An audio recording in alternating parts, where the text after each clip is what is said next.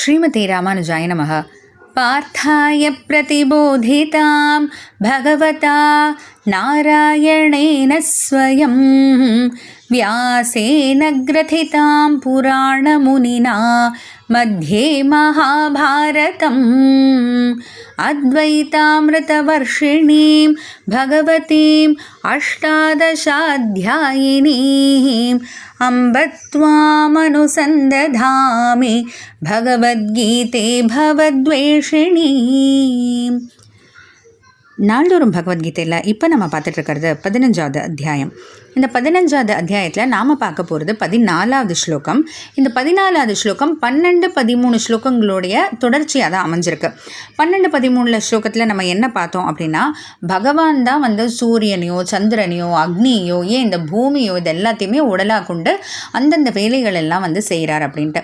அப்போ அதுக்கு தடைகள் வருமே, அப்போ என்ன செய்வார் அப்படின்னு பார்த்தா, அந்த தடையின்றி தாங்கக்கூடிய அந்த சக்தி பகவானுக்கு இருக்குது. அதுதான் ஓஜஸ்னு பேர்.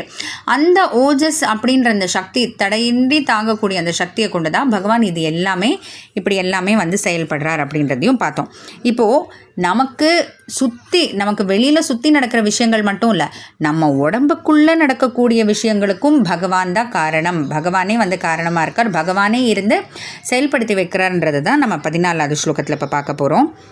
अहं वैश्वानरो भूत्वा प्राणिनां देहमाश्रितः प्राणापानसमायुक्तः पचाम्यन्नं चतुर्विधम्. अहं वैश्वानरो भूत्वा, நான் அக்னியாக, அதுவும் குறிப்பாக இந்த இடத்துல அக்னினா நான் ஜாட்டராக்னியாக இருந்தேன். ஜாட்டராக்னி அப்படின்னா நம்ம வயிற்றுக்குள்ளே ஒரு அக்னி இருக்கும். அந்த அக்னி இருக்கிறதுனால தான் நம்ம வந்து சாப்பிட்றது எல்லாமே வந்து ஜெரிமானமாகுது. அந்த அக்னி வந்து கம்மியாயிடுச்சோ இல்லை அணைஞ்சு போச்சோ அப்படின்னா தான் நமக்கு, அணைஞ்சு போச்சுன்னா நமக்கு உயிரே போயிடுச்சுன்னு அர்த்தம். ஆனால் அந்த அக்னி வந்து கம்மியாச்சுன்னா தான் நமக்கு உடம்புல அதுவும் வயிறு சம்பந்தமாக பல பிரச்சனைகள் வந்து வரக்கூடும்.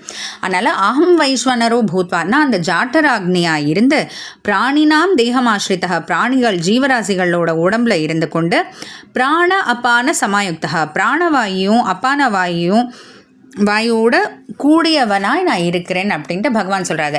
அதாவது பிராணவாயு அப்பான வாயு அப்படின்னு பார்த்தீங்கன்னா என்ன, நம்ம உடம்புலேயே மொத்தம் 5 விதமான வாயுக்கள் இருக்குது. காற்று, அதாவது பார்த்திங்கன்னா பிராண அப்பான வியான உதான சமான. இதில் முக்கியமாக பிராணவாயுன்றது தான் வந்து ஹிருதயம் சம்மந்தப்பட்டது, அப்பான வாயுன்றது வந்து ஆசனம் சம்மந்தப்பட்டது, சமான வாயுன்றது உடம்பு முழுக்க ஓடக்கூடியது. அப்போது பகவான் என்ன சொல்கிறாருன்னா, பிராண அப்பான சமாயுக்தான இந்த 2 வாயுக்கள், மேல் நோக்கி கீழ் நோக்கி போகக்கூடிய அந்த 2 வாயுக்களை வந்து அந்த வாயோட கூடியவனாய் அதை வந்து சமப்படுத்தி அதை எப்படி சீராக்கி பகவான் வந்து செயல்படுறதா வந்து இதில் சொல்கிறார்.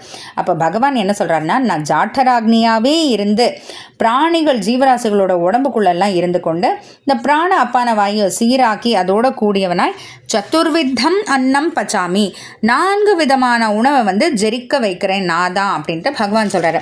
இந்த 4 விதமான உணவுகள் அப்படின்னு சொல்லும்போது பார்த்திங்கன்னா, கடித்து சாப்பிட்ற உணவுகள் சில, அப்புறம் சுவைத்து சாப்பிடக்கூடிய உணவுகள் சில இருக்குது, அப்புறம் முழுங்கக்கூடிய உணவுகள் அப்படி இருக்கு இல்லையா. அப்படி பலவிதமான இந்த 4 விதமான உணவுகளையும் ஜெரிக்க நான் தான் வந்து காரணமாக இருக்கேன், நான் தான் ஜெரிக்க வைக்கிறேன். எப்படி? ஜாட்டராக்னியாக இருந்து இந்த ஜீவராசிகளோட உடம்புல இருந்து கொண்டு பிராண அப்பான வாயை சீராக்கி அதனோட கூடியவராய் பகவான் வந்து இந்த செயல்பாடு செய்கிறார் அப்படின்றத வந்து நம்ம இதன் மூலமாக தெரிஞ்சுக்கிறோம். தொடர்ந்து பார்க்கலாம். ஜெய் ஸ்ரீ கிருஷ்ணா.